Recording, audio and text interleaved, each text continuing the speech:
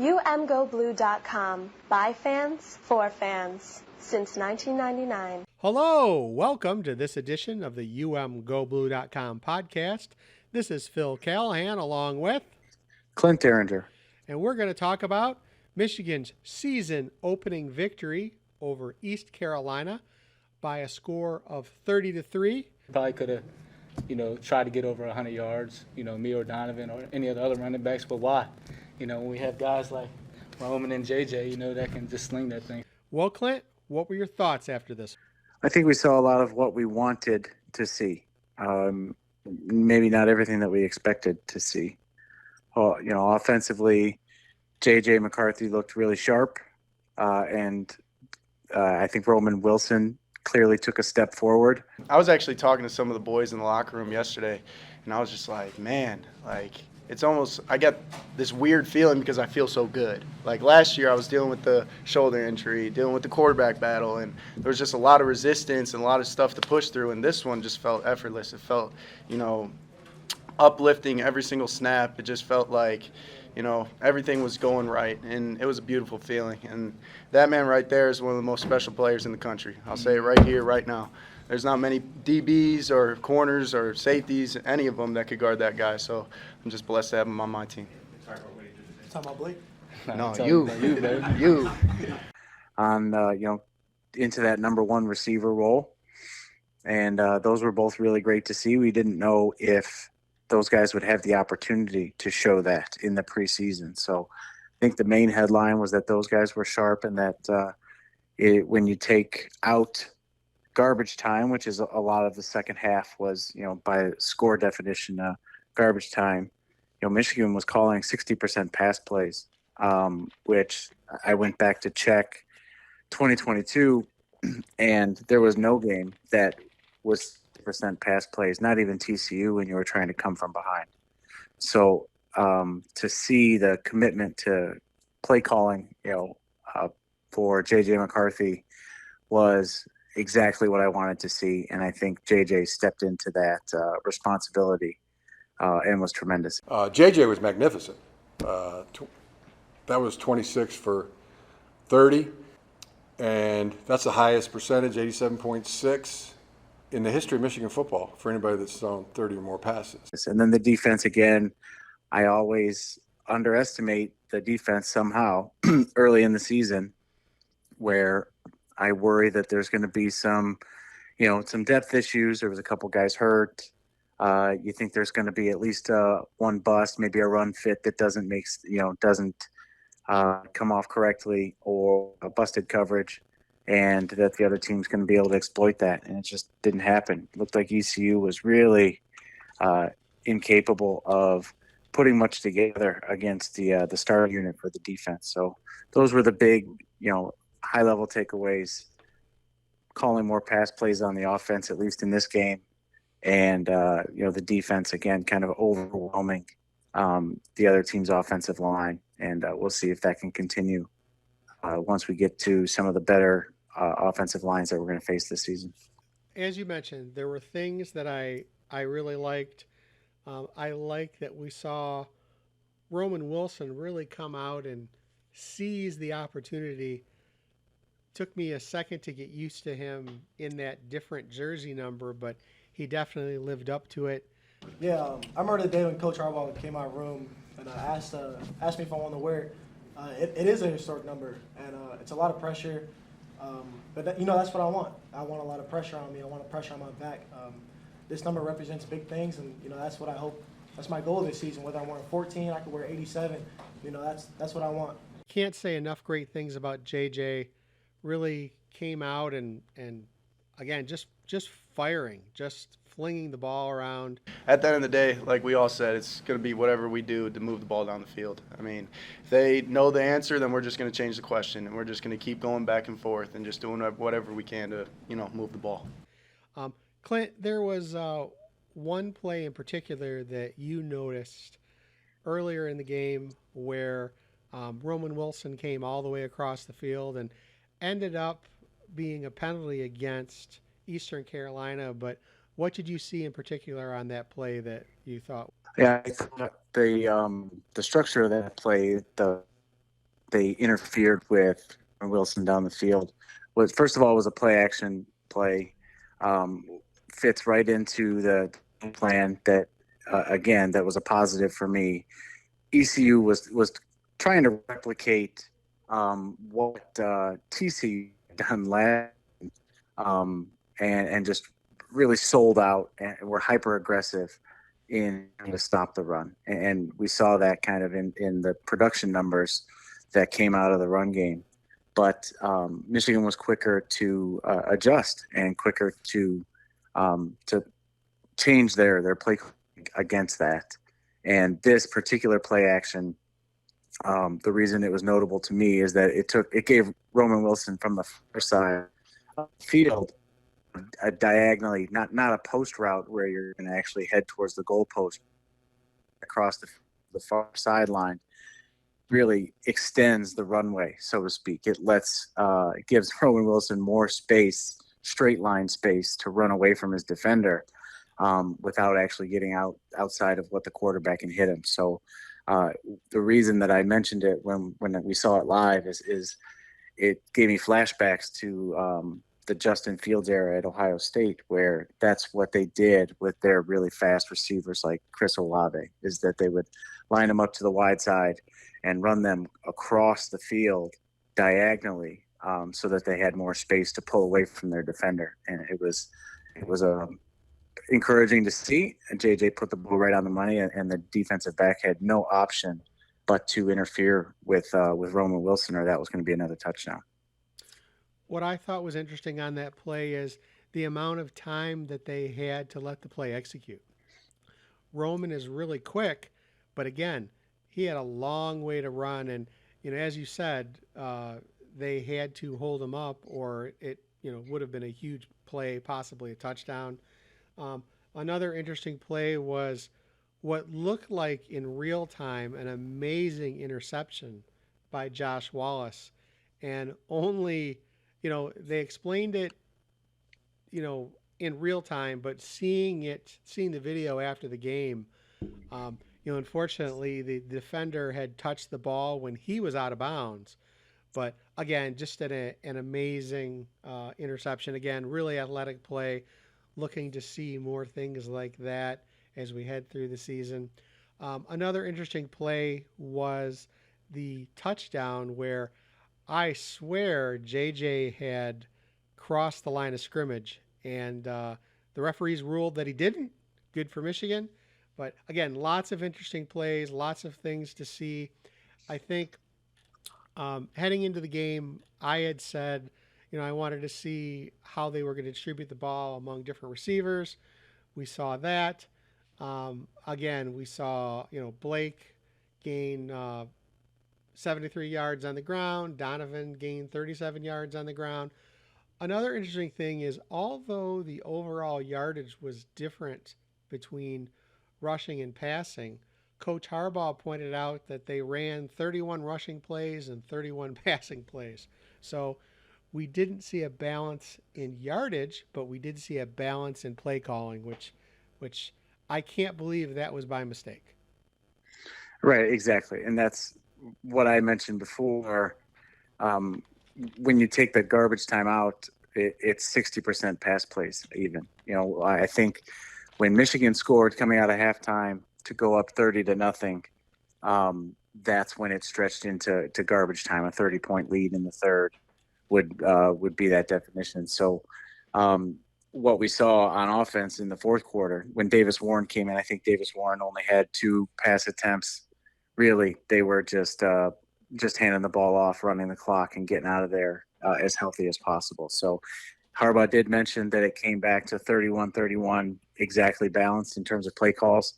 But I think a large majority of those run play calls, or a big chunk of that, was playing catch up in the fourth quarter during garbage time when they didn't throw and were running. So I think the first half and the first series of the second half was very encouraging, that they are going to push to pass the ball more frequently than what we saw last year. And again, 60% during non-garbage time was more than any game of the 22 season, including TCU when they were coming from behind. So I think the balance question or keeping an eye on whether they're actually going to throw the ball enough to balance it out like that.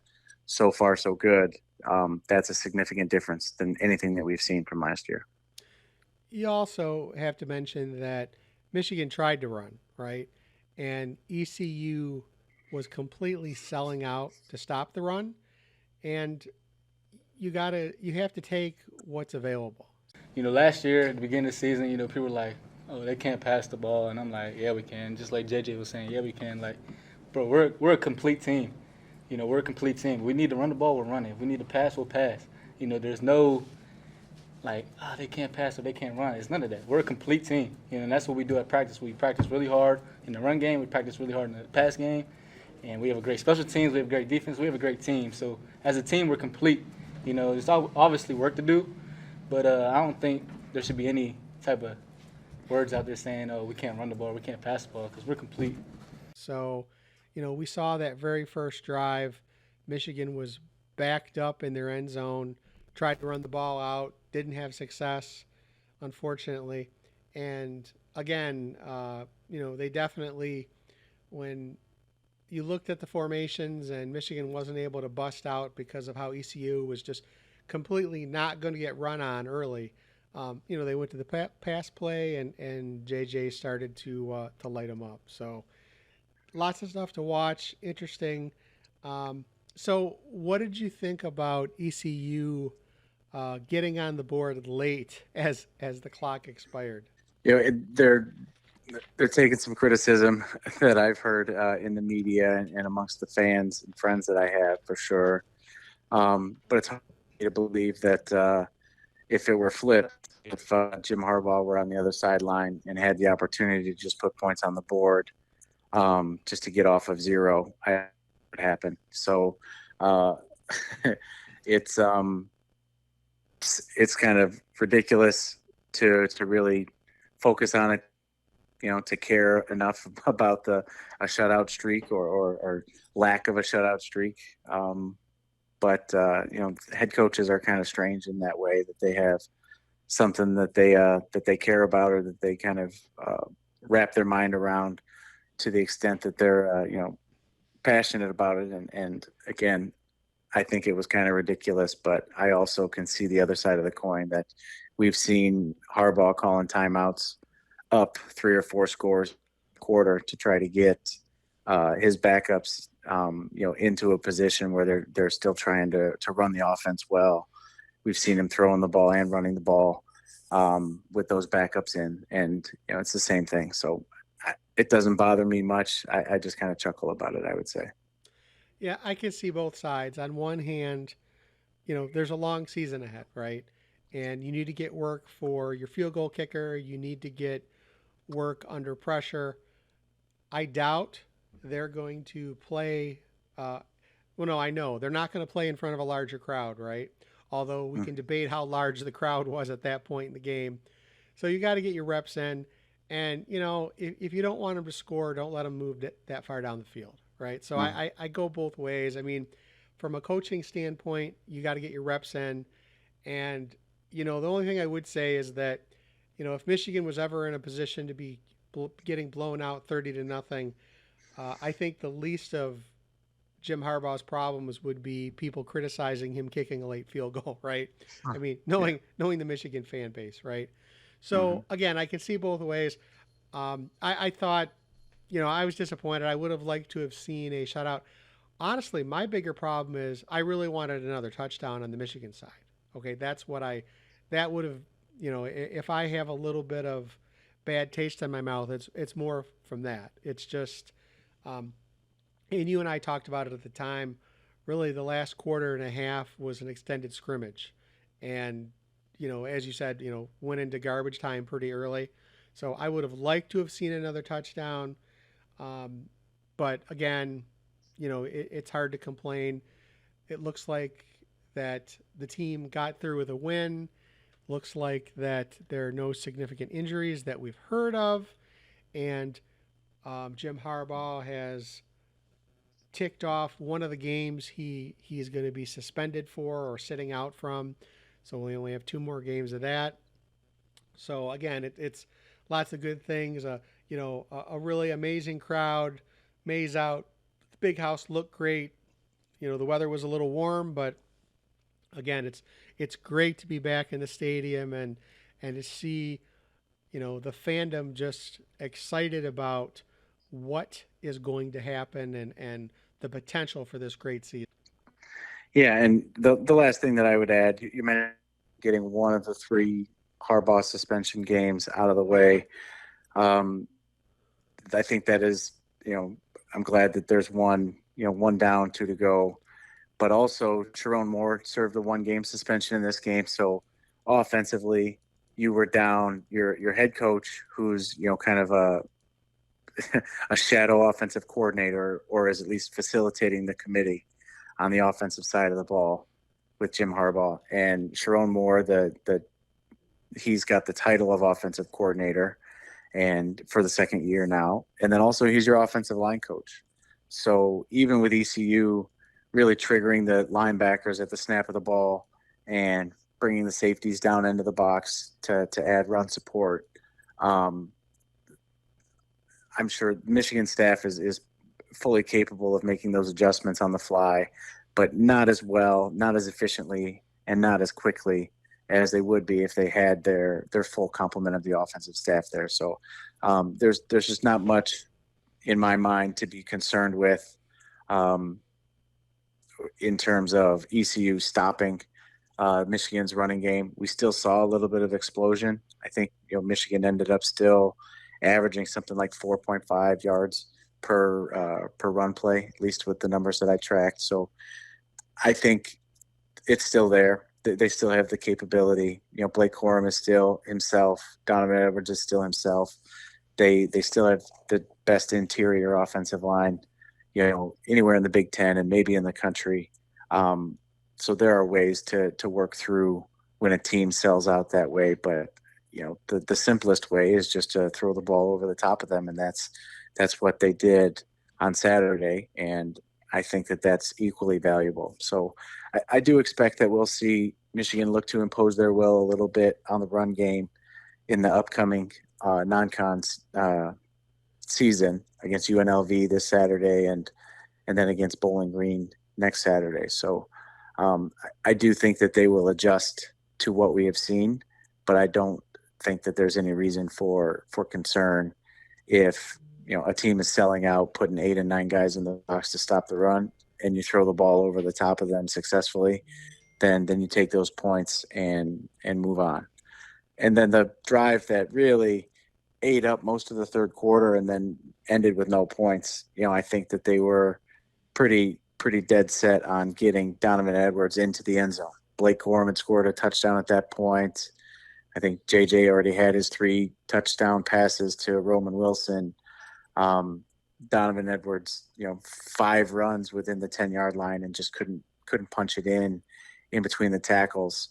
Again, I think it's they got a little bit lazy and just called the same play, and probably could have used some creativity if you really wanted to get Donovan Edwards into the end zone. But and this is about as minor nitpicking as you can get.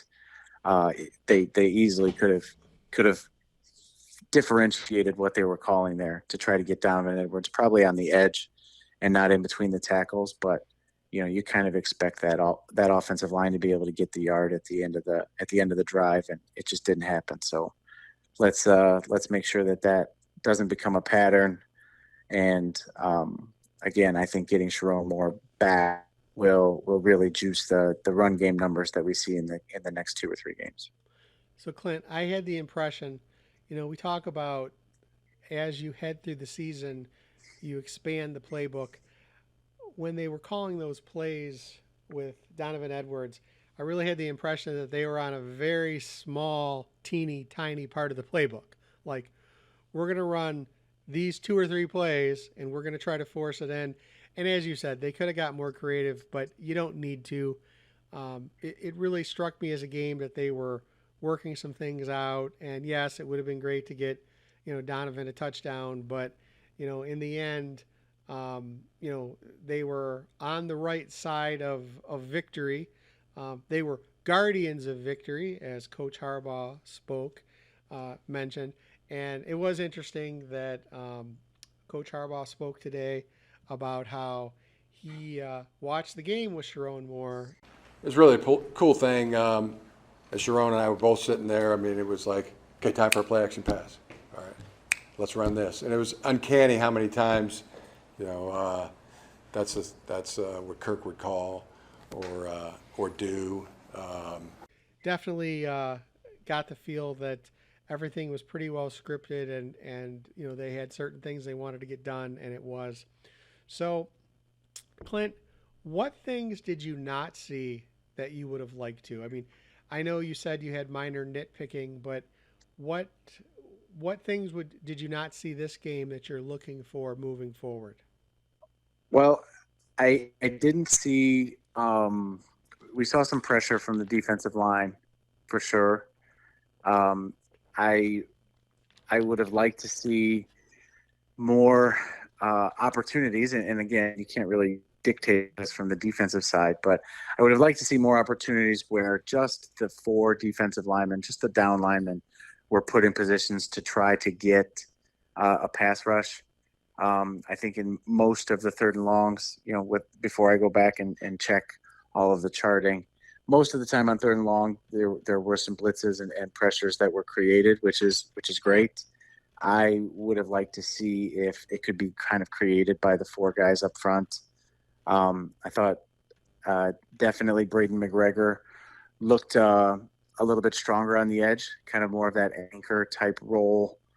He was not moved around to the same extent that we saw last year. So I think he took a step forward in terms of his run defense. But I am still interested to see how both interior guys like Chris Jenkins and Mason Graham and the edge guys are going to be able to create pressure. And ECU really just didn't allow that. They were getting the ball out quickly, dumping the ball down. Very short passing game. A lot of what we'll see against teams like Rutgers and Indiana. So I would have liked to see more opportunities for that, but not really a criticism of the team. Offensively, I thought right now I think the wide receivers may be leaving a little bit of yardage on the field after the catch. There were a few throws from JJ to Cornelius Johnson and to Roman Wilson, I think, where they could have caught the ball and continued to run. There's one in particular over the middle that I remember Cornelius kind of going into the air, kind of cradling the ball in his chest and his stomach and then going down, where I think he could catch that ball with his hands and keep running and continue to make extra yards there. I mentioned that at the time, and then later in the game, he hit him, and JJ hit Cornelius Johnson again on one of those deep in routes, kind of like 15 yards down the middle of the field.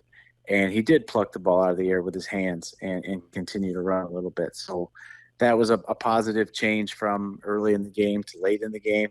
I just saw the one maybe drop from early on. The Roman Wilson maybe kind of bobbled the ball, let the defender get his hand in there. But the receivers looked like they were catching the ball cleanly. So I would like to see them continue to catch the ball cleanly with their hands and continue to run in stride and use some of the speed advantage that you have, especially with Roman Wilson. I want to see something that I don't know, okay? And specifically, you mentioned the wideouts. I know Roman Wilson and Cornelius Johnson are the featured wideouts, right? We know that Colston Loveland is going to be, the featured tight end. What did surprise me is if you look back at the receiving yards, after those top 3, the next receiving targets were Donovan Edwards and Blake Corum, which I thought was interesting. We talked a lot about, and there was talk in the preseason about wanting to get both of them, specifically Donovan Edwards, more involved in the passing game. And we saw that. Edwards had 4 receptions for 33 yards. Blake had 3 for 5 yards, but again, it's just more the attempts. And when we talk about that they were working through things, I think that's one of the things they're working through is, how are we going to do this? What kind of plays are we going to run? And also, again, working with a very small subset from the playbook. So, from my perspective, okay, so we know who the targets are. Okay, we're familiar with all those names. Okay, who's going to step up after? Um, we saw Frederick Moore with 2 receptions, but after that, it seemed kind of you know it's pretty bleak, right? So again, in these next couple of non-conference games, I'm looking to see who else is going to get involved as targets in the receiving game. As has been mentioned, before, Roman Wilson has got dinged up in 2 straight seasons. We hope that doesn't happen, but you do want to work on the depth in that area, especially with the way JJ looks ready, right? You got to make sure that he's going to have plenty of targets to aim at downfield. And again, just really excited about the possibility of that. I want to make sure he has lots of good targets moving forward. Um, Another thing was, while Blake ended up with 77 yards, there were a few times where I thought he was a step or two away from breaking a really long run, taking it all the way to the house. So, again, there's some off-season rust there. There's also some coming back from, injury rust. And, they had mentioned in the preseason that he wasn't getting hit in practice. And Coach Mike Hart said that with many of the backs, he just doesn't see the value in it, right? He's like, so I don't think that makes me think that it's not. That makes me think that it's not necessarily that they were worried about him getting hurt, but they want to make sure with the wear and tear that both he and Edwards had throughout the season, running so much. I think they're trying to monitor their wear and tear.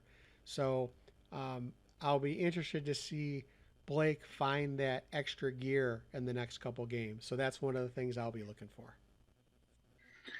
Yeah, I think getting the ball. Now we expected to see Donovan Edwards getting the ball through the air, but we did see as well Blake Corum and Donovan Edwards on the field at the same time, and Corum also going out into kind of a check down route at middle, kind of pressure valve route, and it's good to.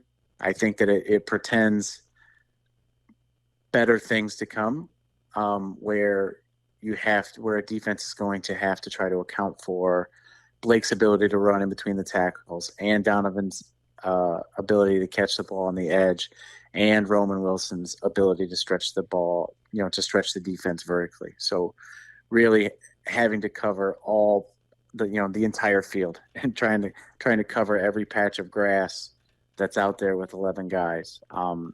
I think that is an indicator. We didn't see anything that was overly creative at this point, but seeing those 2 guys in the formation at the same time on called pass plays is, I think, is a harbinger of things to come. So another thing to keep your eye out for. They're also, and again, a minor nitpick. Michigan did miss a point after, and we're just not used to seeing that after the last couple years. So interested, they're going to have to continue working on that. And again, we do have, new players in the kicking game. Also want to mention the really nice interception that Mike Sainristil had really early in the game. Great to see that. The defense has talked about how they're making a priority of getting more interceptions, so it was nice to start season off with that. Another interesting thing was that Ernest Hausman, the new player who came in through the transfer portal, made his presence known by leading the team in tackles. So that was, got to see a lot of reps from him, and he really made an impact on the field.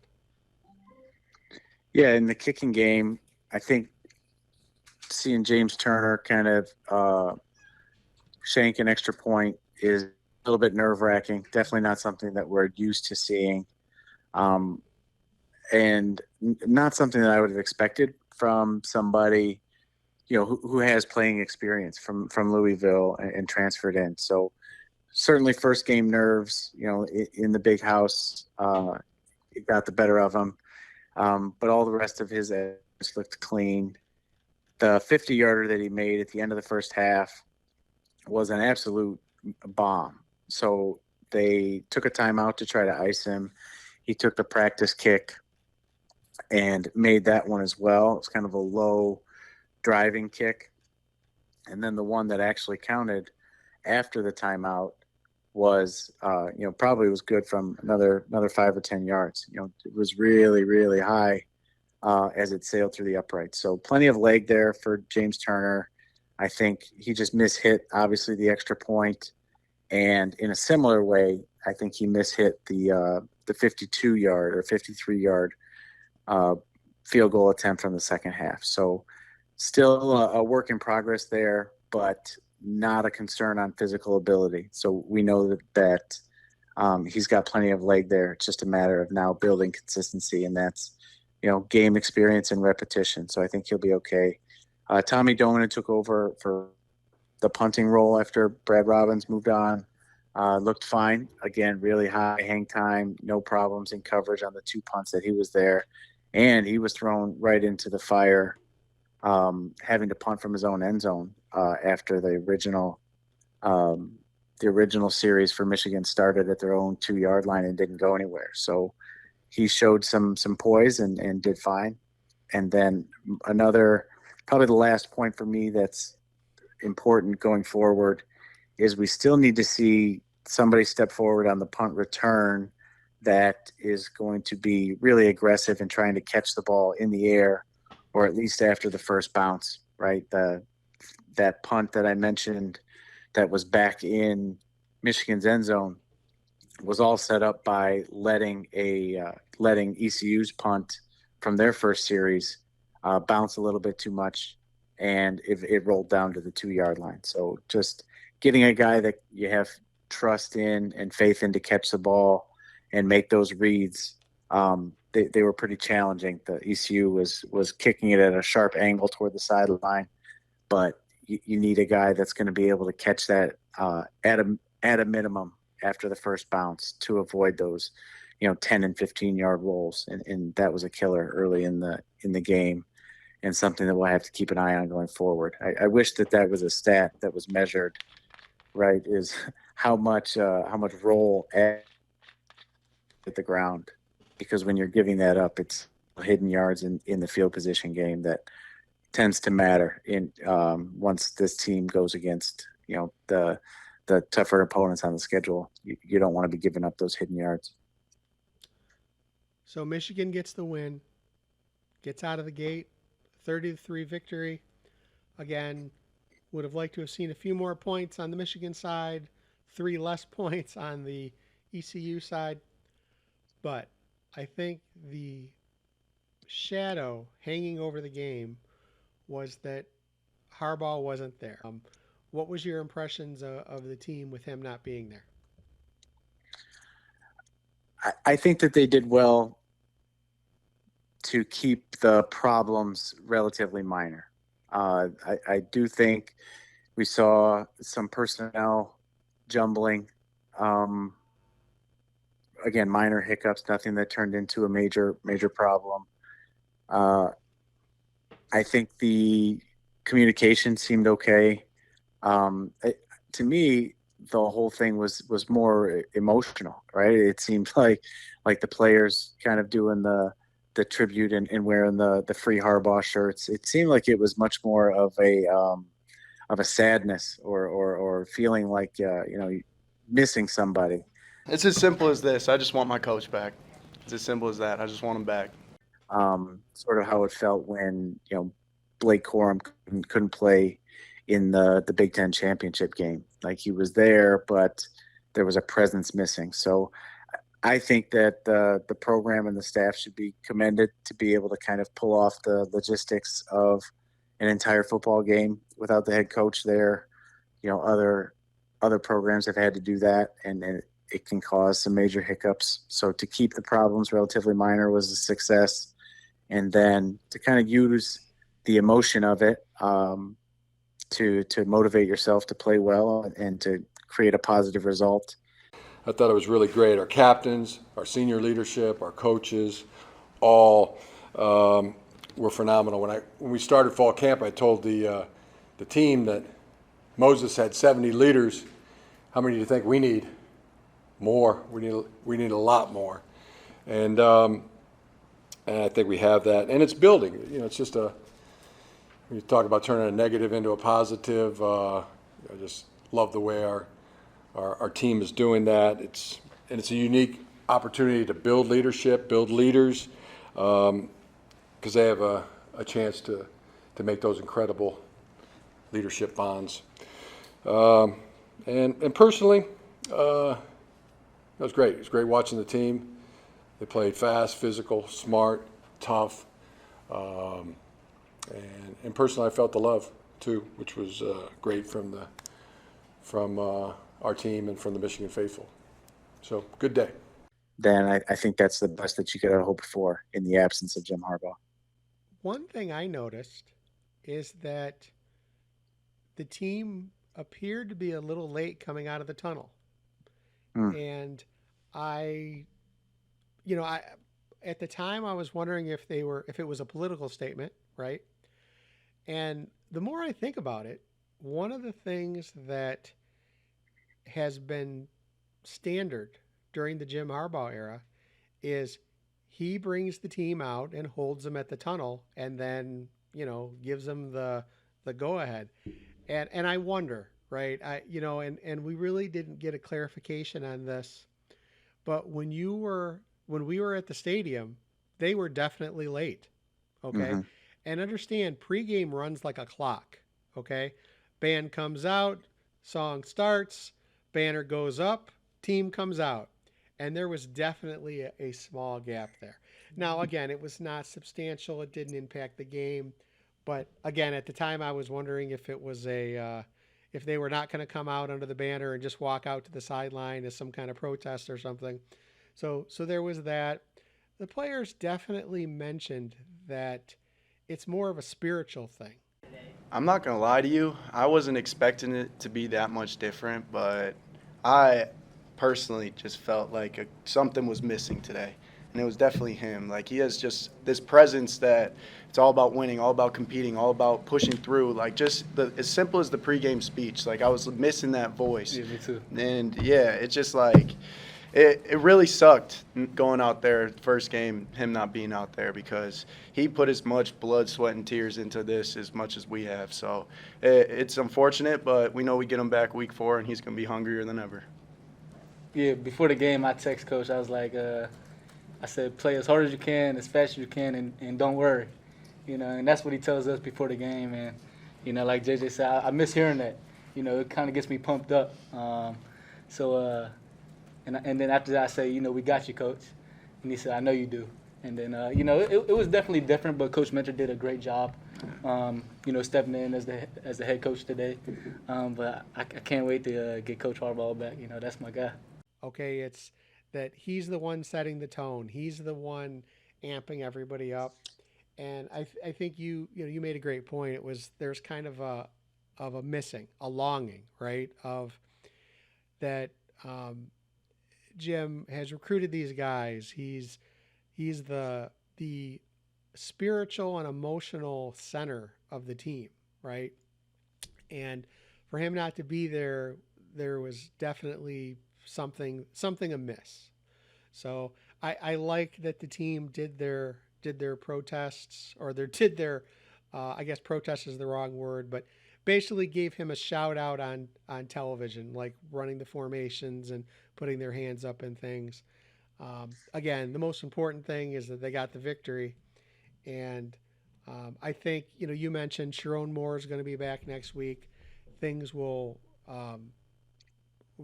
be running a lot more typically with that. We know that Mike Hart and Jay Harbaugh are going to be splitting the head coaching duties in the next game. So things will be getting closer and closer to running at full capacity. Again, I think Sharon Moore will have a calming presence on the offense, his return, and but we'll see. We'll see if the first game had some hiccups due to in coaching responsibilities and logistics.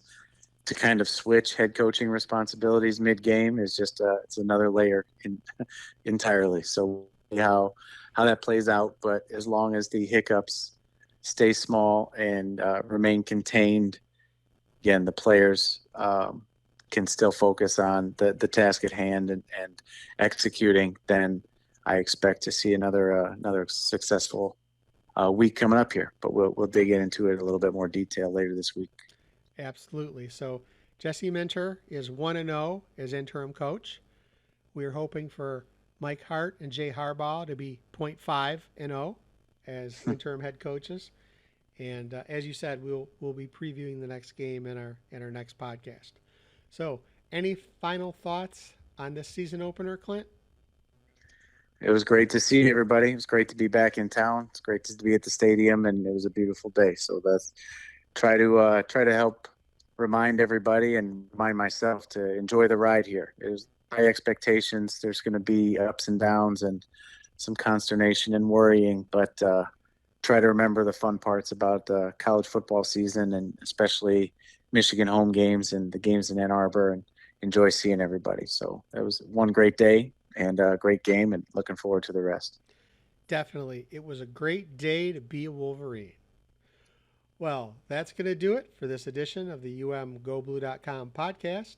This is Phil Callihan along with Clint Derringer. Go Blue.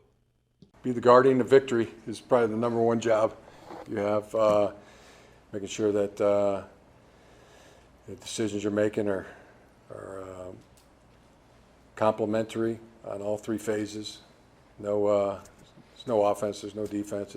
It's a we-fence, and making sure that